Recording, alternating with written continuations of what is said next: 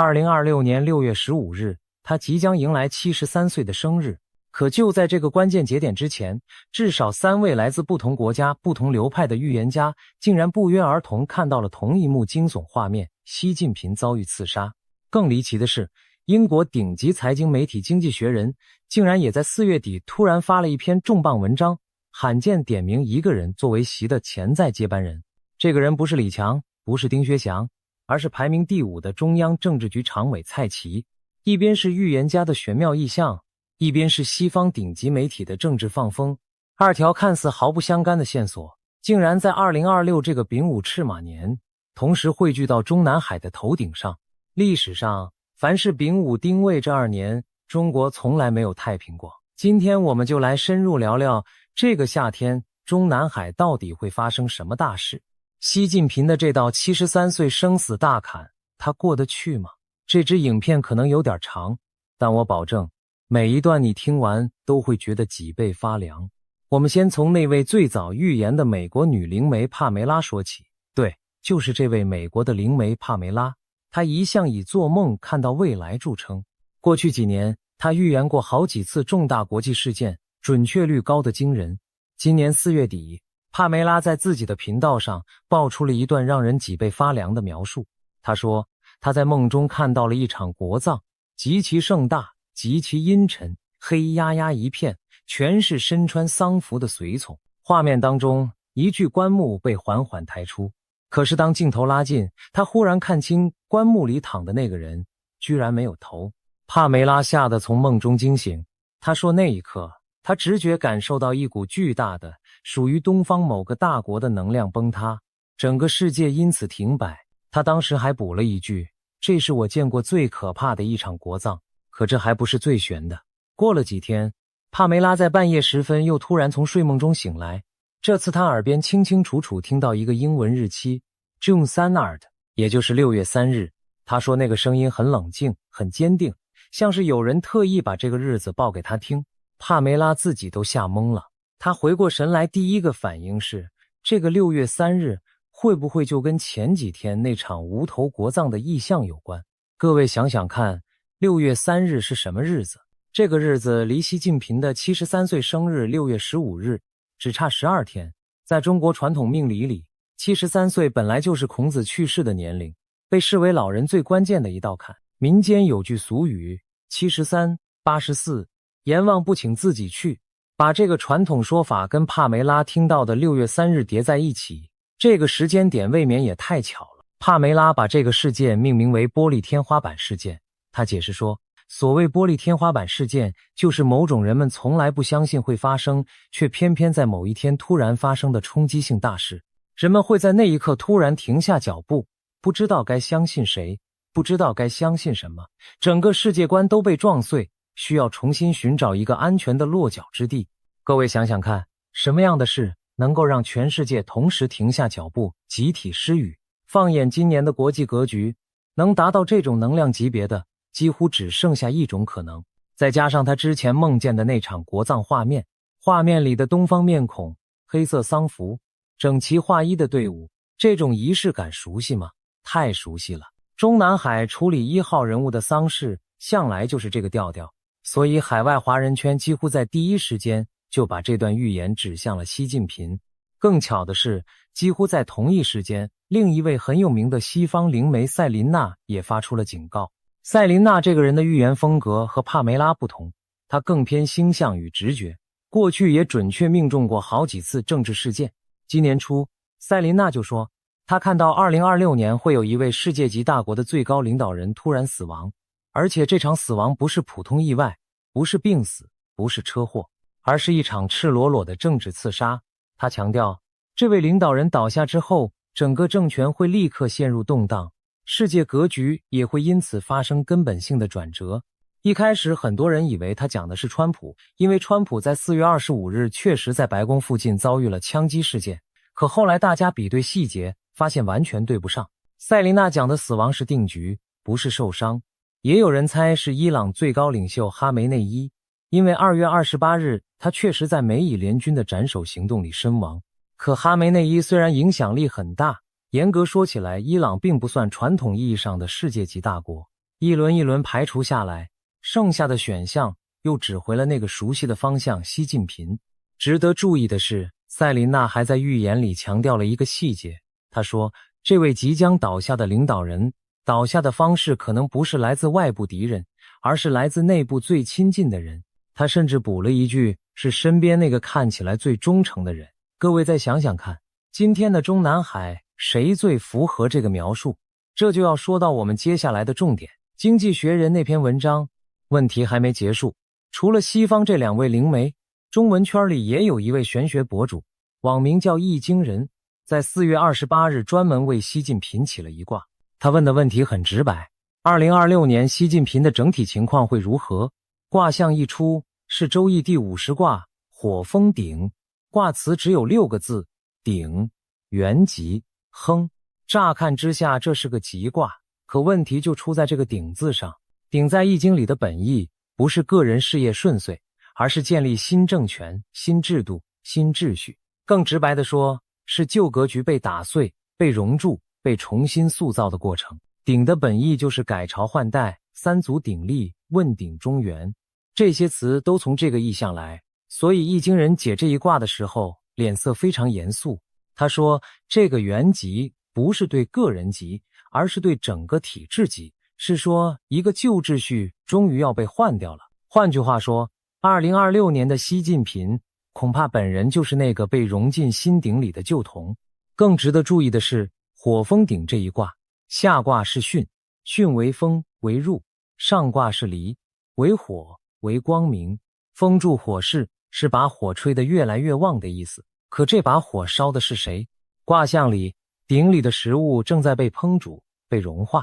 誰是鍋裡的食物？誰是燒火的人？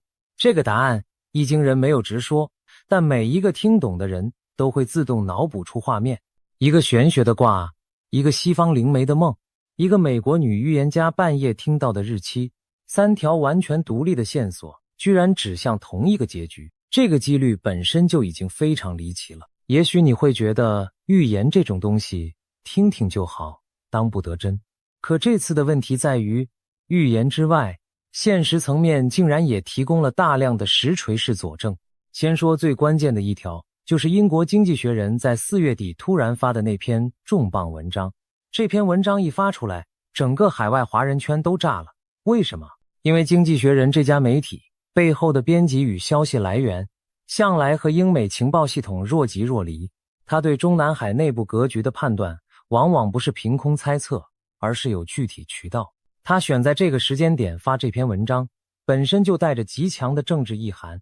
文章的核心觀點只有一句話：名義上排第5的中共政治局常委、中央辦公廳主任、中央書記處書記蔡奇，事實上已經躍居中共第2號人物。他不是李強，他才是真正的2號。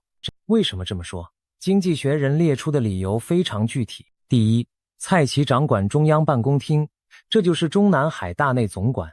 他控制着習近平的日程安排，見什麼人，看什麼文件，甚至連習的醫療照護都由他監督。任何要見到習近平的人，第一道關都要從蔡奇手裡過。第二，蔡奇同時兼任中央書記處書記，而且是排名第1的書記，負責落實整個中共領導層的決策，相當於管着黨的日常運轉。第三，也是最致命的一條，蔡奇還負責調遣中央警衛局，也就是中南海的槍桿子。中南海最核心的那支警衛部隊，名義上是保護習近平的人身安全，可換個角度看，誰指揮这支部隊，誰就握着最高領導人的生死開關。文章還特別點出，今年1月24日突襲軍委大樓，抓捕中央軍委副主席張又俠的行動，外界判斷背後執行單位很可能就是蔡奇調動的中央警衛局，再配合王小洪領導的公安部特勤局特警2支精銳部隊聯手，才把這個身經百戰的紅二代上將拿下。更要命的是，蔡奇在外交上的能見度也悄悄抬高。經濟學人指出，蔡奇不只是在習近平會見外國領導人時陪同坐在旁邊，他還單獨接見了多位外國訪客，包括印度、埃及、土耳其等國的領導人。一個中央辦公廳主任越界跨入外交舞台，這在中共黨史上幾乎沒有先例。再加上他兼任國家安全委員會和中宣部的實際掌控人，所謂筆桿子、槍桿子、刀把子，幾乎被他一個人通通抓在手裡。評論人士辛高地在社群媒體上一針見血地說，事實上蔡奇比習更有實權，他若想造反，誰都擋不住。各位想想，這意味着什麼？蔡奇現在的權力結構是中共建政以來極為罕見的局面。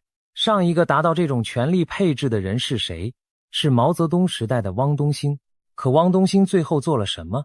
毛澤東剛剛閉眼沒幾天，汪東興就配合華國鋒、葉劍英，把毛澤東的妻子江青抓了，把整個四人幫一鍋端了。這個對比實在太刺眼。經濟學人這篇文章還引用了美國中央情報局前中國問題分析師喬納森的話，他說了一句讓中南海徹夜難眠的話。他說，當有人問他，如果習近平突然去世，又沒有指定接班人，那麼誰最有可能頂上來？他的回答是，蔡奇似乎就是最明顯的人選。各位有沒有聞到一絲熟悉的味道？這已經不是普通的政治分析了，這是直接在英文世界放出一個信號，未來如果出事，最可能接班的就是他。在中共的政治語言裡，這種放風叫做什麼？叫做捧殺。一個排名第5的常委被外媒強行架到2號位置上考，這在中共體制裡幾乎等於是宣判死刑。歷史上的周永康就是最好的例子。江湖時代，周永康名義上是9常委的最後一名，可實際上他手裡的政法系統權力最大，所有常委都對他又恨又怕。最後的結局大家都看到了，他被掛起來公開審判。蔡奇現在的處境比當年的周永康還要兇險，因為他不只是權力大，而且權力結構直接卡住了習近平的脖子。再加上一個更要命的細節，蔡奇的兒子蔡爾金去年底已经悄悄被安插進中共國家發改委，擔任副司長級別的要職。蔡爾金出生於1985年，畢業於浙江大學。發改委被稱為中共的小國務院，掌控着整個國家的錢袋子和項目審批。把兒子塞進這個位置，等於在李強的臥榻之旁安了一個監控器。蔡奇的卡位動作已經做到滴水不漏。海外时評人杜正更直接撂下重話，他說中南海現在實際上有2個黨中央，一個是名義上的習近平一尊，另一個是實際運作整個帝國機器的蔡奇。於是中南海內部現在出現了一個極其詭異的局面。對習近平來說，蔡奇有2種可能。第一種可能，蔡奇始終忠誠，可經濟學人这篇文章一登出來，就算他原本想忠誠，他也已經被烤在火上下不來了。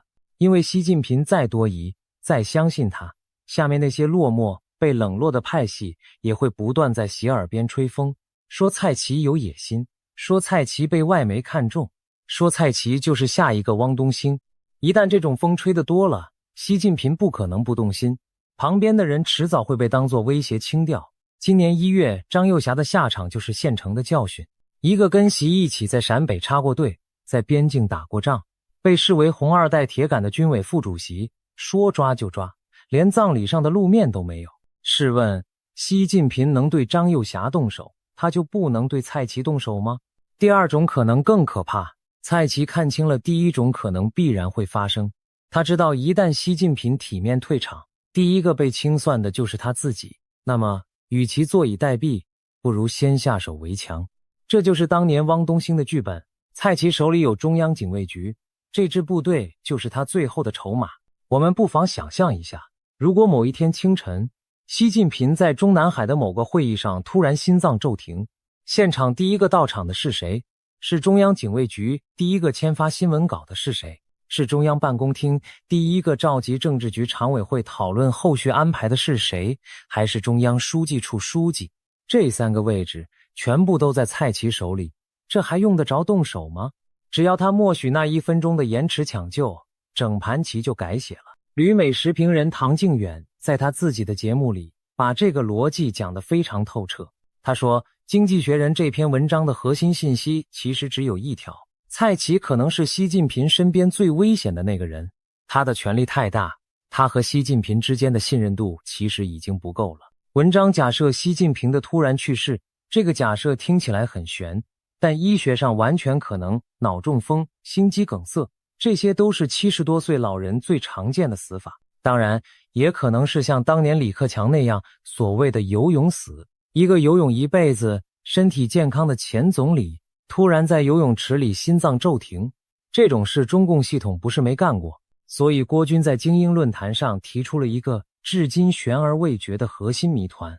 他問今年1月的張又俠事件，到底是習近平自己翻臉，授意蔡奇先下手為強，還是蔡奇已經在某種程度上挾持了習近平，架空了習近平，主動把張又俠拿下？這個問題的恐怖之處在於，連中南海內部的人現在都搞不清楚誰才是真正的主人。說到這裡，我們有必要把張又俠事件的細節再深挖一下，因為這件事是理解整個中南海當前格局的關鍵切口。1月17日到1月19日之間，網上流傳多個版本的抓捕細節。一個版本說，張又俠原本準備在京西賓館對習近平動手，可是行動前2小時消息洩露，習近平第一時間反殺。當晚張又俠的先頭部隊到了現場，與習近平安排的中央警衛局警衛發生槍戰，雙方都有傷亡。另一個版本說，張又俠是在前往中央黨校開會的途中，被習近平派出的安全人員攔截。第三個版本說，他是在8·1大樓開會前被當場帶走。第四個版本是最戲劇化的，網上盛傳的所謂京西賓館槍戰，據稱兩邊各死了幾十個人。哪個版本是真的，至今沒有定論，但有幾個關鍵事實是確定的。第一，張又俠身邊配備的是武警第2機動總隊的雪豹突擊隊，這支部隊在解放軍系統裡戰鬥力排前5。動用這種級別的部隊，意味着抓捕方一定不是普通武警，而是同等級別甚至更精銳的特勤力量。第二，行動的執行单位被指為王小洪領導的公安部特勤局加上蔡奇調動的中央警衛局。一個身為軍委副主席的紅二代上將，最後是被公安部抓走的，這在中共黨史上是頭一遭。第三，從1月24日張又俠官宣落馬到現在，已經超過3個多月，他在人大代表的職務竟然一個都沒動，這意味着什麼？意味着黨內處理這件事遇到了巨大阻力。更可怕的是後續餘震。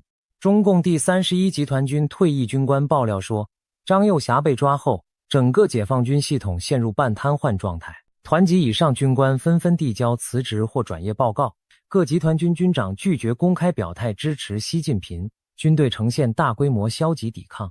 到了3月份，更有內部消息傳出，僅2個月內，5大戰區各軍種已有數百名營級、團級中間軍官人間蒸發。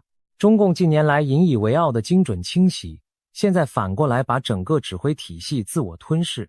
今年除了張生民、董軍、韓盛延、楊志斌4名上將外，整個现役上将層幾乎被清零，剛從少將晉升中將的人在幹上將的活兒。我們再把時間線拉回來看一看，這幾年中南海到底發生了什麼？從2012年習近平上台到現在，他親手換掉的中央軍委副主席層級的高官已經有4位之多。何衛東倒了，苗華倒了，林向陽倒了，今年1月連張又俠也倒了。從江澤民的嫡系郭伯雄、徐才厚，到胡錦濤的人馬房峰輝、張揚，再到他自己提拔的紅二代鐵桿張又俠，習近平的這條斬殺線幾乎把中央軍委整個推倒重來。如今的中央軍委裡頭，除了習近平本人，竟然只剩下一個被外界懷疑是臥底的張生民。整個解放軍上層被掏空到這種程度，在中共黨史上沒有先例，在世界軍事史上也極為罕見。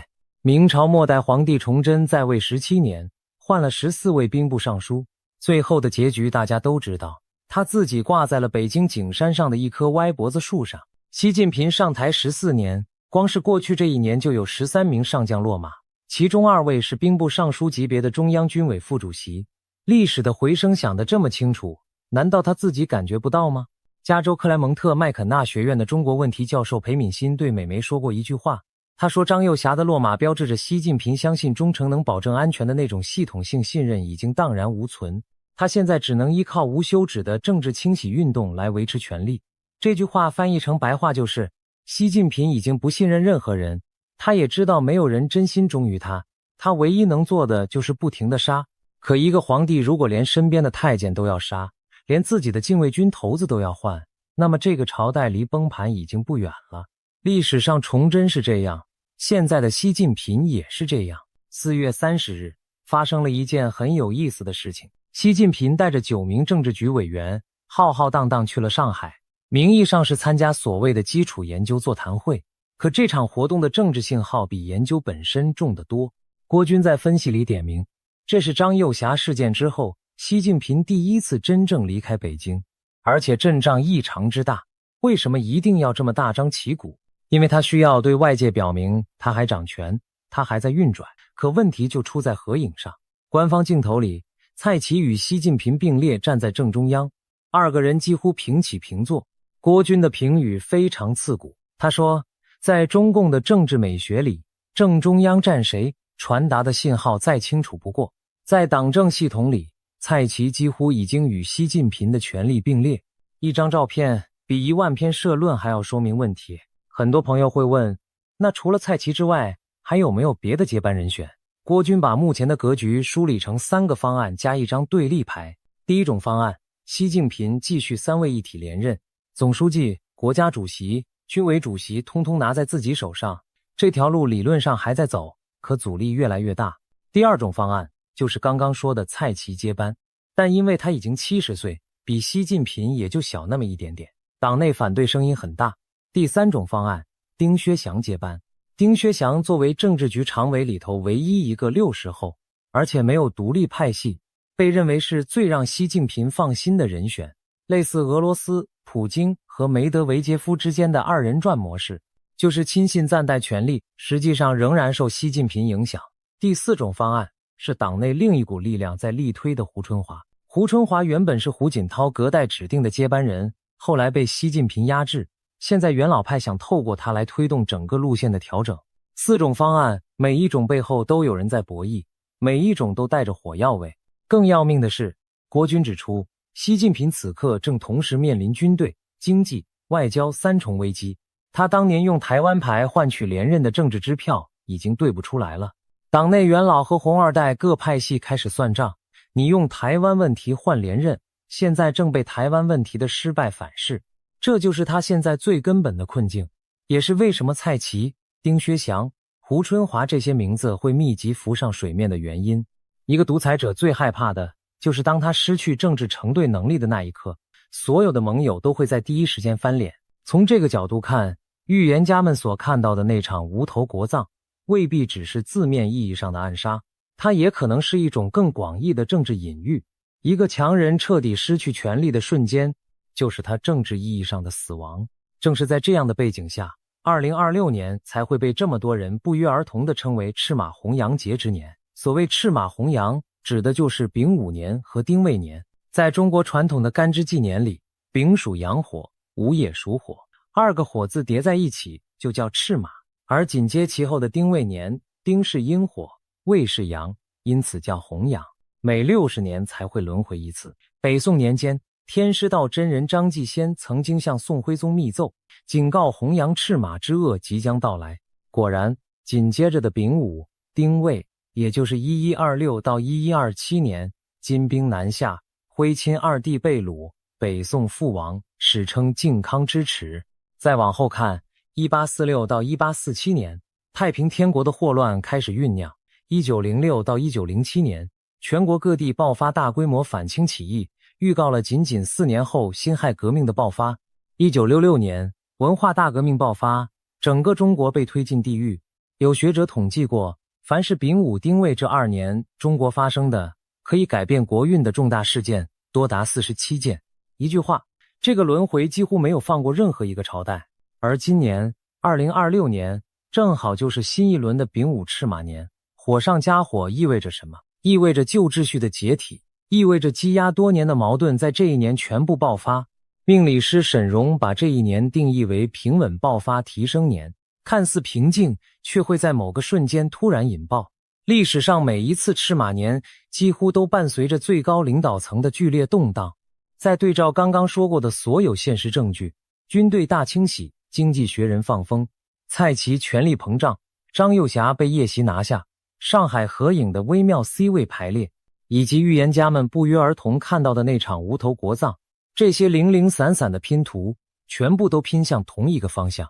難怪海外觀察人士會說，2026年恐怕就是中南海最危險的一年。我們再把視野放寬一點，看看其他預言家怎麼說。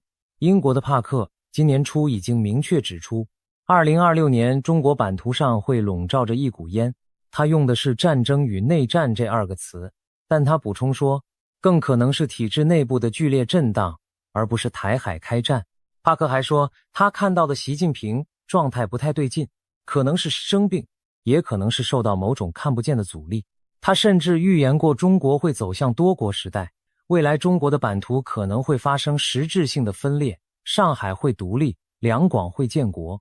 這個預言聽起來像天方夜譚，可放在赤馬紅羊節的背景下，似乎又沒有那麼遙遠。印度神童阿南德今年3月接受採訪時，雖然主要在談美以伊戰爭，但他強調，到了6月份，全球局勢會再進一步升級，而升級的觸發點，他刻意沒有點名，只說是東方一個國家內部結構的劇烈變化。阿南德還特別提到，2026年是世界權力從西方向東方轉移的關鍵節點，但這個過程不會是和平的。泰國女靈媒摩萊更直接，她在今年初就斷言，2026年亞洲最大國家會出現大喪，國運轉折極為劇烈。再加上易經人那一卦的火封頂，以及帕梅拉聽到的6月3日這個具體日期，所有指針全部指向同一個地方、同一個時間段、同一個人。我們再把視角拉到中国民間，2026年的春晚，央視推出的吉祥物是一匹紅色的小馬驹，名字叫程程。這匹紅馬一出來，海外輿論瞬間炸了。為什麼？因為在聖經啟示錄裡，紅馬騎士本身就是戰爭與死亡的象徵。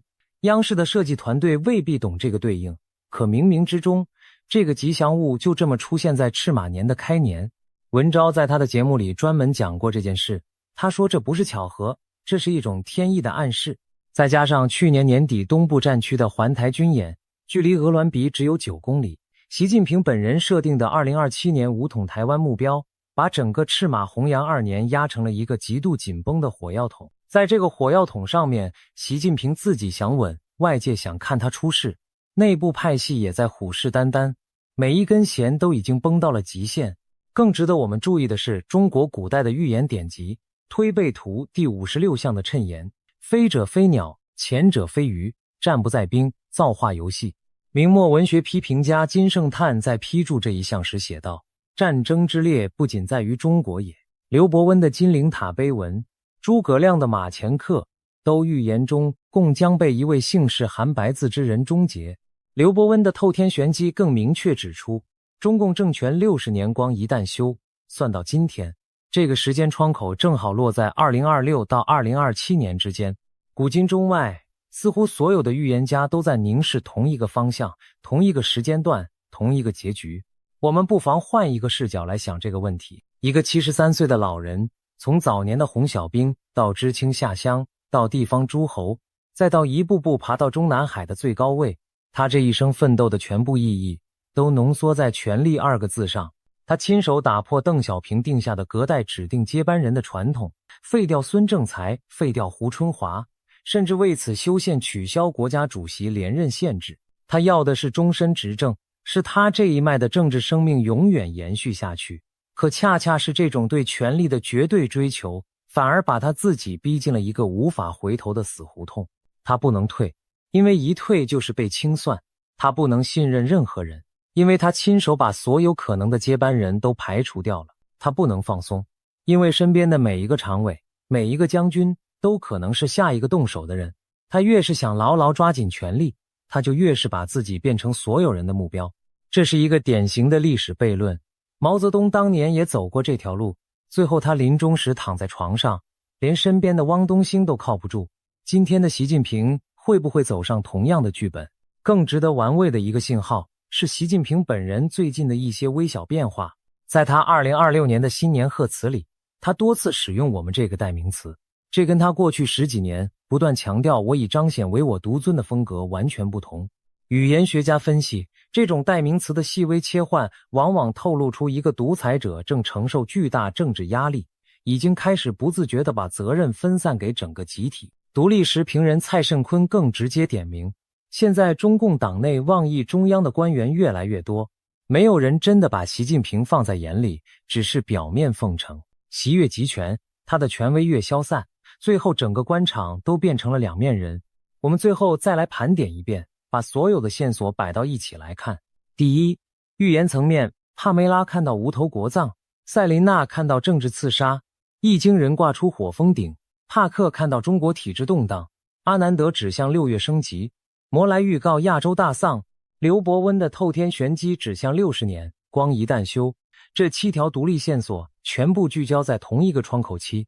第二，現實層面，經濟學人點名蔡奇，中央警衛局權力史無前例的集中，中央軍委被掏空到只剩一個臥底嫌疑人，張又俠被夜襲抓捕，上海合影的 C 位排列，蔡奇之子卡位發改委，習近平本人3重危機，軍隊、經濟、外交全部告急，5中全會難產，數百名中高層軍官人間蒸發。第三，歷史層面，赤馬弘揚節的60年輪迴，靖康之恥，太平天國醞釀，文化大革命，47件改變國運的大事，每一次都印證了這個週期的恐怖威力。把這3層全部疊加起來，你會發現2026年不是一個普通的年份，它是一個被歷史、被預言、被現實同時鎖定的年份。中南海此刻就像一個密閉的高壓鍋，裡面的水蒸氣已經頂到了鍋蓋的極限，蓋子會不會在6月某一個清晨突然炸開，沒有人知道，但所有的儀表都已經指向同一個刻度，紅色警戒。當然，我們也要提醒大家一個常識，預言永遠是預言，不是現實。它的價值不在於精準到日，而在於它揭示出某種大環境下的能量趨勢。歷史上很多預言都應驗了，也有很多沒有应驗。但有意思的是，凡是被多位不同流派的預言家不約而同看到的事件，事後回頭看，幾乎沒有一次完全落空，差別只在於時間早晚，形式輕重。所以我們真正要關注的，不是6月3日這一天到底會不會出大事，而是整個2026、2027這個赤馬弘揚週期，中南海會不會發生根本性的權力重組？如果發生，誰是受益者？是蔡奇嗎？是丁薛祥嗎？是胡春華嗎？還是體制外某個我們現在還叫不上名字的人？沒有人能給出絕對的答案。可是當風起於清平之末，當潮水退去的時候，誰在裸泳，往往是一目了然的。我們不妨再大膽推演一下3種可能的劇本。劇本1，習近平挺過了73歲生日，6月平安度過。但是接下來的5中全會、21大會議，他會在元老派與紅二代的圍剿下被迫交權，類似於當年葉劍英、陳雲圍剿華國鋒的場景。劇本2， 6月份真的發生某種突發事件，無論是健康危機、政變還是意外，蔡奇順勢接班。但這個接班只是過渡，蔡奇上台不到1年就會被黨內聯合推下，類似於華國鋒的命運。劇本3，整個中共體制因為這場內鬥徹底失控，引發大範圍的軍隊譁變。地方割據，預言家口中的中國走向多國時代未必沒有可能。3種劇本中，無論哪一種發生，結果都是一樣的。中南海現在的這個格局必然會被打破，舊秩序的崩解已經是時間問題。歷史的劇本從來不是線性鋪開的，它總是在某個看似平靜的時刻突然轉折，把所有人甩到一個完全意想不到的方向。今天我们聊了這麼多預言，這麼多分析，這麼多歷史對照，最終想要傳達的只有一個訊息：當6月份的鐘聲敲響，當73歲的生日蛋糕被切開，當中南海的紅牆內燈火依舊，請大家不要忘了今天聽到的這些信號。也許什麼都不會發生，也許一切都已經注定，但不論結果如何，2026年都會是一個我們未來會反復回首、反復討論的歷史轉折之年。